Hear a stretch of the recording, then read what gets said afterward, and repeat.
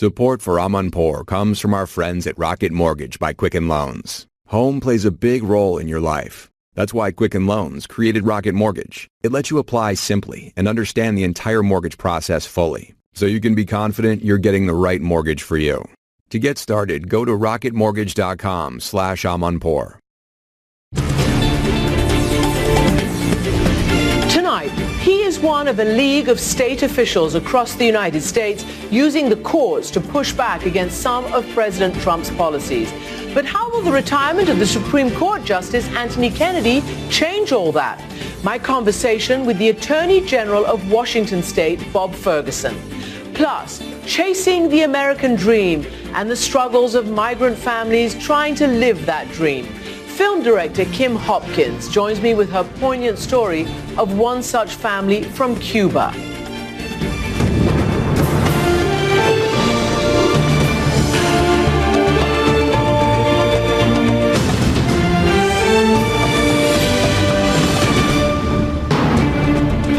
Good evening, everyone, and welcome to the program. I'm Amanpour in London. The Supreme Court holds a crucial place in the hearts of Americans, and literally the court of last resort, where the Constitution protects the most vulnerable, where no man or woman is above the law. But historically speaking, the ideal of blind justice is a bit of a myth. From Dred Scott to Roe versus Wade to Bush versus Gore, the court has been a major voice on the political issues of its day, increasingly politicized. For the past several years, Justice Anthony Kennedy provided a swing vote between the court's conservative and liberal factions, though he was still reliably conservative in most cases. His retirement will impact the daily life of every American, at school, in the doctor's office, and at the polls. As Attorney General for the state of Washington, my guest, Bob Ferguson, used the courts to fight and win on LGBT rights, environmental safety, and most famously, on shutting down Donald Trump's first travel ban. He joins me now from Redding, California. Attorney General Ferguson, welcome to the program. Thank you so much for having me on. I really appreciate it. So today you wake up to news, or you went to bed last night to the news of Chief Justice or Supreme Court Justice Anthony Kennedy's imminent retirement, giving President Trump the opportunity to appoint another justice.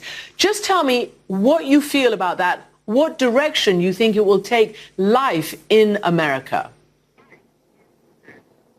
Well, it's hard to overstate the significance of Justice Kennedy's retirement and the potential for President Trump to appoint a deeply conservative justice to the Supreme Court on issues of LGBTQ rights or Roe versus Wade, issues you raised in your introduction. These are hugely critical issues. Justice Kennedy often did play that middle role. And this new appointment will have massive repercussions for the United States. Did Justice Kennedy play that role enough, or have we already seen a conservative tilt over the last several years? In other words, how much more can a new justice do, or will that new justice, do you think, historically have to think twice about, political issues? That's a good question. I think it is more than fair to say that the court has tilted to a more conservative bent in recent years. No question about that.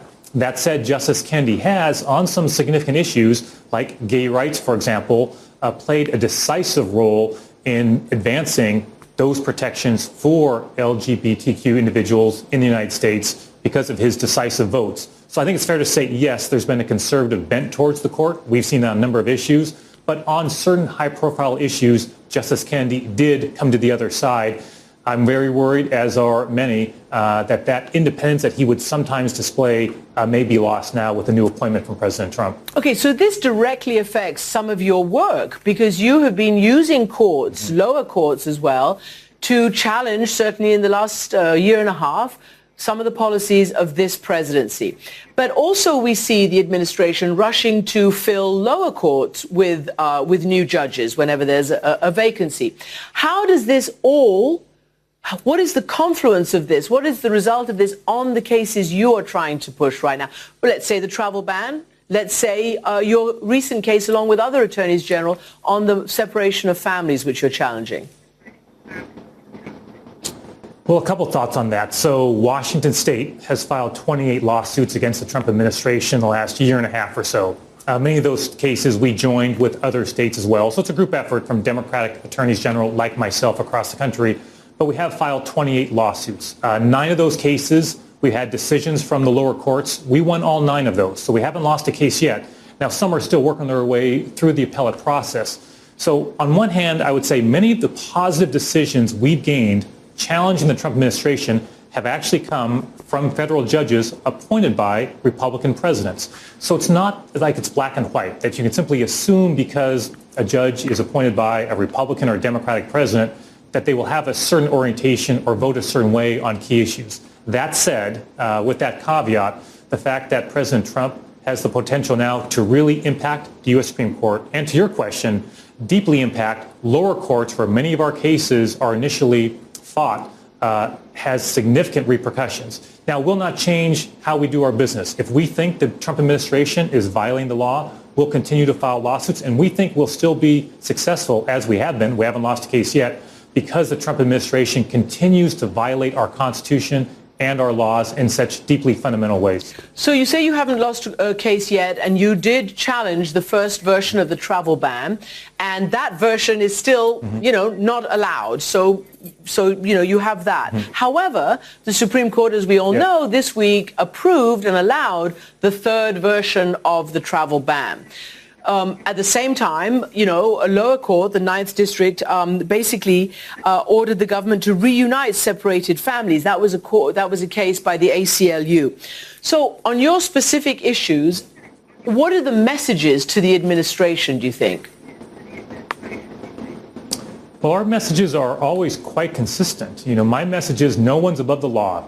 No one in my country is above the law. That includes me, but it also includes the President of the United States. And this administration, the Trump administration, has over and over and over again violated the law in deeply fundamental ways and violated our Constitution. It's why they keep suffering defeat after defeat after defeat in the courts. Notwithstanding Hawaii's challenge on the third travel ban, the Trump administration was finally able to eke out a 5-4 positive decision from the Supreme Court on their third version of that travel ban. But of course, as you mentioned, their first travel ban, which applied to folks with green cards, it applied to folks who already had travel visas, that was shut down by the courts. So, at the end of the day, our job is to make sure the president's accountable to the rule of law. We'll continue to do that. That's not going to change. That said, the potential change at the United States Supreme Court in particular, if the court really veers dramatically to the right, which now has the potential to happen, that can have an impact on some of the litigation that we're talking about. I just want to stick with the travel ban for a moment and then get to the other issue that you're fighting, which is the separation of families. So on the travel ban and the Supreme Court's decision, there's conflicting, as you know, assessments of it. So the Wall Street Journal editorial praised the Supreme Court for staying focused on the law, basically saying 5 Supreme Court justices did the country a service on Tuesday by sticking to the Constitution and rule of law on executive power, rather than succumb to the temptation to rebuke an unpopular president's dubious policy. Do you agree? Well, no. This was not my case, was not Washington's case, but no, I don't agree. I felt that even that third travel ban, that third iteration of the travel ban, was still unconstitutional. I thought President Trump made it very clear what this travel ban was all about. He made it very clear during his campaign and his words after the election of calling for a complete and total shutdown of Muslims coming into the United States. Those aren't my words. Those are his words, repeated over and over again, that we really felt there was a religious animus, an animus towards Muslims that really drove this policy, and we don't think that's constitutional. Obviously, the state of Hawaii lost that case before the U.S. Supreme Court. We think that was the wrong outcome from the United States Supreme Court, but that is the decision from the court, and we now need to live with it. So it's really interesting that the Wall Street Journal, a reliable backer of President Trump, even calls an unpopular president dubious policy. It even adds that word dubious. Now, on the other hand, a writer from Politico, he happens to be, a law professor of the University of Michigan, says that the Supreme Court failed to do its duty. And he says, when a real threat to the American constitutional order comes, when a president decides to act contrary to fundamental constitutional values, we cannot count on the courts to save us. Is it really that bad? Well, that is very strongly worded, right? But it's hard to escape that conclusion for this particular case. We felt the abundance was clearly in the record on Hawaii's behalf in their challenge to the Trump administration that this was an unconstitutional policy.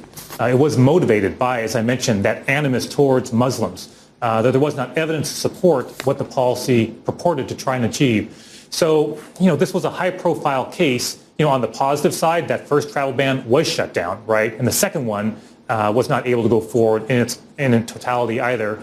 But it's hard to disagree with the assessment of the individual you read to me that this was a high-profile case. It was an important one, and I'm deeply disappointed by the outcome. I mean, in my state of Washington State, for example, the front page of the Seattle Times, our local newspaper, has a picture of a woman.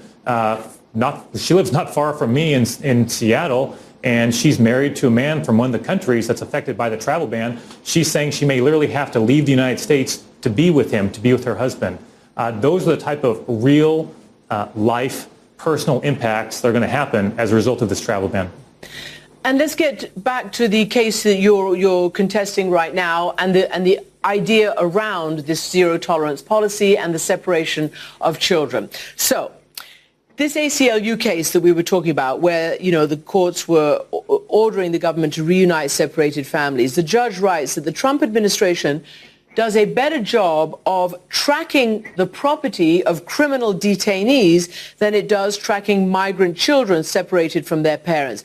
So I spoke at the height of all of this last week to the mayor of El Paso, and he told me as he was on a mission to inspect those detention centers, he was quite concerned about figuring out how to get these kids back. This is what he told me. Christian, we've been given no information regarding the children, where they are. All we know is they're being distributed throughout the United States, which was a surprise to some of us. We heard about them being placed in Michigan. We heard about them being placed in New York, Rhode Island, elsewhere. That's the reason we came together as a group of mayors to say enough's enough. This is ridiculous. This is not what we're about as a nation. So that was a few days ago. Do you think there's any progress in trying to figure out how to connect children to their families? And do you know anything about what's happening to those children in there? We can't get any specific information. Reporters can't go in there to do a proper job of figuring out what's happening to the most vulnerable. Yeah, it's complete chaos, I think is the word to use. And to the point raised to your question, we're not talking about property here, right? We're talking about someone's children. My God, my wife and I have 10-year-old twins. I cannot imagine what it'd be like to be separated from them for such a long period of time. Even being separated from a short time would be traumatic for any parent or young child. So it's clearly a very chaotic situation. And it's worth pointing out, we talked about that first travel ban earlier in this interview. That first travel ban, of course, when it came out, create a deeply chaotic situation as well. That executive order was signed without much thought. It was thrown out there. It wasn't thought through, and the repercussions were disastrous. We're seeing the exact same thing here with the zero tolerance policy and separating parents from their children.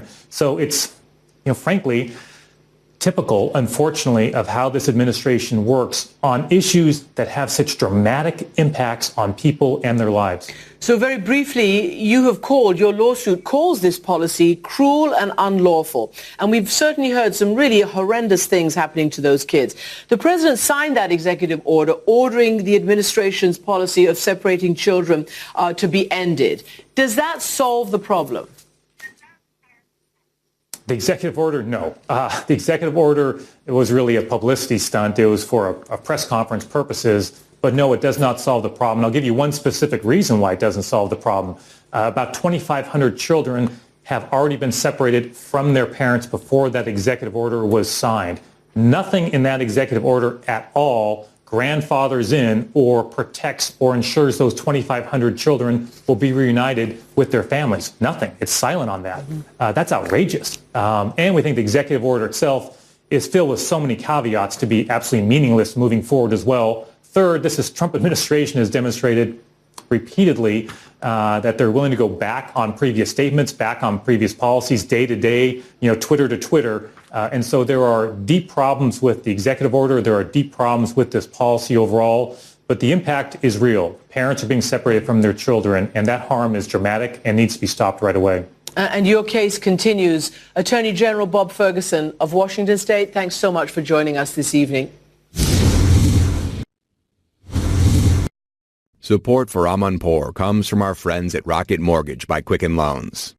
Chances are you're confident when it comes to your work, your hobbies, and your life. Rocket Mortgage gives you that same level of confidence when it comes to buying a home or refinancing your existing home loan. Rocket Mortgage is simple, allowing you to fully understand all the details and be confident you're getting the right mortgage for you. To get started, go to rocketmortgage.com/Amanpour. Equal housing lender, licensed in all 50 states, and MLSconsumeraccess.org number 3030. Been putting off buying new glasses? Zenni Optical offers a huge variety of high-quality, stylish frames and state-of-the-art optics, starting at just $6.95. We've got all the great frame styles you want in materials like titanium, carbon fiber, and high-luster acetate. Plus, Zenni offers prescription glasses and sunglasses. So at this great price, you can build your eyewear wardrobe. You can get 10% off your entire order with code 360. So visit Zenni, Zenni, today at zennioptical.com and use code 360. Hey, it's Howard Beck, and I've got Brian Scalabrine on Bleacher Report's The Full 48. Dude, Shaq's the most dominant player I've ever played against. It's not even close. Yeah. I hacked Shaq so hard one time, as hard as I possibly could. And he went up and dunked it like I wasn't even there.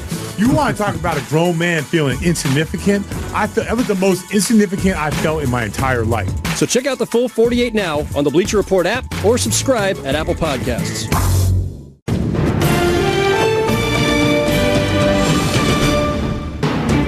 Border control, of course, as we've been discussing, is one of the hottest topics in politics today, especially after thousands of families, as we just said, were separated at the U.S.-Mexico border. Now, my next guest has made a film which goes beyond the headlines, focusing on the lives and stories of the people who are trying to make it America. But her setting is Caijo Beach, a remote fishing village in Cuba, where she explores a young mother's dream of escaping the endless cycle of poverty in search of an often flawed and indeed vanishing American dream. Director Kim Hopkins joined me here in the studio to talk about her documentary, which is called Voices of the Sea. Kim Hopkins, welcome to the program. Thank you very much for having me on. Do you know what? I first want to ask you, I am used to Cuba documentaries being done by mostly Americans or Cubans. Mm-hmm. You are English from Yorkshire. What first drew you to this project? What was it that made you want to do it? Well, in the late 90s, I was involved in starting the documentary department in the Cuban Film School. I got to know Cuba for what Cuba really is. So the authorities were very clear about what you all could show about Cuba? Yes, very, very much so. So is it slightly subversive to have done what you did? First of all, it's not in Havana. Most documentaries are Havana-based. Mm-hmm. It's out in a fishing village. Mm-hmm. It's a very different look at Cuba than we usually get. I was looking to do kind of Hemingway trope, kind of The Old Man and the Sea. So I was looking for my Santiago and what Hemingway might have been preoccupied with if he had written The Old Man and the Sea today. And I must say, as we're speaking, we can see some beautiful pictures of sunsets and Peter, the main character, the fisherman on the sea. And it's absolutely right. It's The Old Man of the Sea, and the Sea, rather, of Hemingway. So that was kind of my initial intention. That was the project I submitted to the Cuban authorities. But once I got on the ground, once I got into the fishing village, I saw things that what was happening with the kind of migration issues with the Cubans, which had been kind of compounded by Obama, that had made an announcement in late 2014 of the new relationship between the US and Cuba. And that started an exodus of particularly poor Cubans trying to get out of the country. So tell me about the family that you focused on. The wife, young woman named Mariela, the husband slightly older, his name is Peter. Mm-hmm. He's a fisherman. Mm-hmm. And we see certainly from the very beginning that it is not easy, that sometimes he can't even catch his daily bread, for instance, much less be able to sell and make some money off it. And she, we can see, kind of is thinking about leaving, and they have 4 kids. Mm. So we're going to show our first clip that I want to talk to you about, because again, in the context of a couple discussing whether they should leave, you see the argument between Mariela and Peter. idea, llegar, trabajar, aprender inglés, ya aprendí, ya trabajé, gané y empezarlos a sacar a todos, bombearlos legalmente. Tú sabes, soy la mamá, los bombeo y después al viejito de último. Porque ella pensó, en un año lo saqué a todos. Demoraba 10 años, 12 y posiblemente sacaba uno. Un mejor futuro para mis niños. Era lo principal.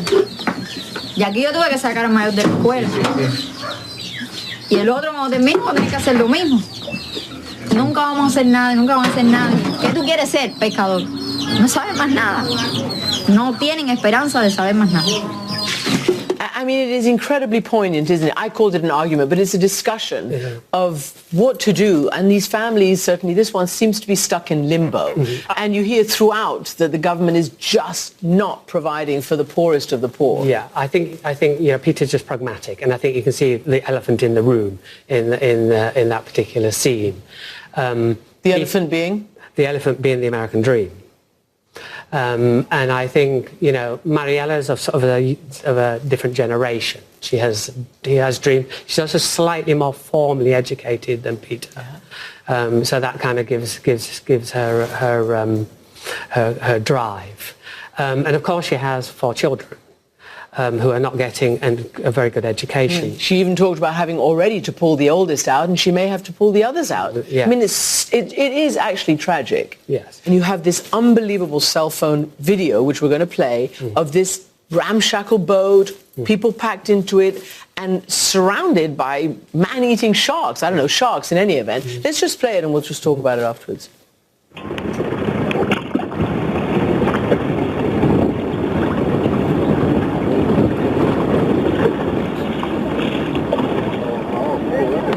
No, aquello es atrás.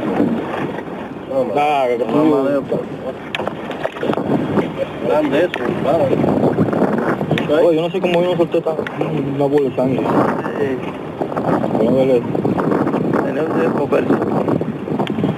Vamos a sacar una Michelle. Ya oré por él. Venga, Michelle. Ya oré por él. Un rey David que se llama súplica por liberación. Inclínese un poco para acá, pastor. Escucha mi oración. No lo interrumpa. Atiende mis ruegos. El enemigo me persigue. Postra en tierra mi vida. Extiendo mis manos a ti. Indícame el camino por donde ande. Líbrame de mis enemigos, porque en ti me refugio. Por tu justicia, sácame de la angustia. I mean, there is so much to unpick there. I mean, you saw the American flag, their dream, probably also because of the Coast Guard and all the rest of it, who they're going to run into. You saw the sharks, you saw that huge wound, and Michelle sitting in the bottom of the boat. Eventually, Michelle does get there, but just how did you get that footage? Well, Michelle is Peter's next-door neighbour and best friend. And he trusted us with the information that he was going to leave and he was going to take his wife. Fishermen go quite a lot because they become the helmsmen of boats, so they get a free ride. It usually costs around $400 which is an awful lot of money for a Cuban. And once we found out that Michelle was going to attempt this journey, we quickly realized that we would never get the consensus of the other 20 that were also going to go on this journey. So we procured a kind of domestic camera on the island and trained Michelle how to film, keeping it wide, not zooming in and out like your mum does, and make sure that he filmed himself.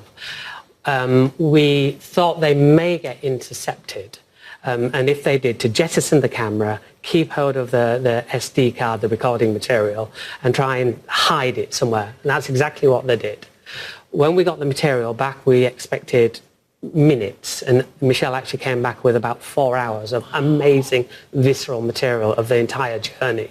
You can't help but compare and think about what's happening across the Mediterranean, from North Africa to Italy, boats adrift now at various different countries, either saying no or saying yes. You can't help also in a different way to compare it to what's happening at the US-Mexico border. It is incredible that your film has landed right in this moment, and it also deals with family separation and the dilemma of what to do as a family. Mm-hmm. I mean, I was really interested in that kind of emotional journey. As you can see from that last clip, The actual physical journey is dramatic and dangerous. But what I was interested in was kind of putting a kind of face to the migrants. You know, what is the emotional toll on families to make such a decision like this? The other real dilemma for families like Peter and Mariela and many others in a place like Cuba is that, yeah, they probably want a better life. They're fed up. They have no more faith in the revolution and the promise of the Castros. They're worried about what happens in the United States. But they're also worried about the erosion of their culture, their community, their friends, everything they know back at home. Just going to play this clip where Peter's talking about being the only beach man left. La playa entera, quedamos muy poquito ya playeros viejos de aquí. Y lo que se ha ido, legal, ilegal, y amigos fuertes. No, imagínate. Y cuando vienes a abrir los ojos que pasan 4, 5, 10 años, dijiste, me quedé sin nadie. Es bastante doloroso. So speak to me about the love these people have for their country, benighted as it may be in terms of, you know, meeting their needs. I mean, Peter, you know, he lost many of his closest friends. He lost family members. He was in danger of losing his wife. He'd only just lost, Mariela had just lost her brother who reached America. He is a fisherman, and he ended up in Phoenix, Arizona, in the desert. And he, you know, basically he swapped a widescreen television and a second-hand car for community and family. And so he left community and family for that second-hand car and widescreen television? Yeah, and Peter wasn't buying that. He just didn't think that was a good deal. So interesting. I wonder what the people coming across into Arizona and New Mexico and Texas and all these frontier states right now from you know, Central America, what they know about what they're going to and whether they think they're going to find the American dream, or is it going to be a bit of a letdown? I think what happens in Cuba is Roylan, Mariela's brother, he had made 20 previous attempts. He arrived there on the 21st attempt. I think to get on the phone back to the family in Cuba and say, after 21 attempts, that is actually not quite panning out is a very difficult thing to do. I think pride gets in the way. And I think they tell the Cubans that are still in Cuba that things are better than it really is. And that kind of myth just kind of spreads around the country. It just perpetuates the American dream. What do you want people to take away from this when they've sat through the film? Maybe a slightly unfashionable thing to say, but I think that sometimes for some economic migrants in certain circumstances it's maybe not always the best thing to do. And I guess that's a kind of another choice that people should think about. That is so important that you just say that, because right now the politicians are saying, economic migrants, you go back.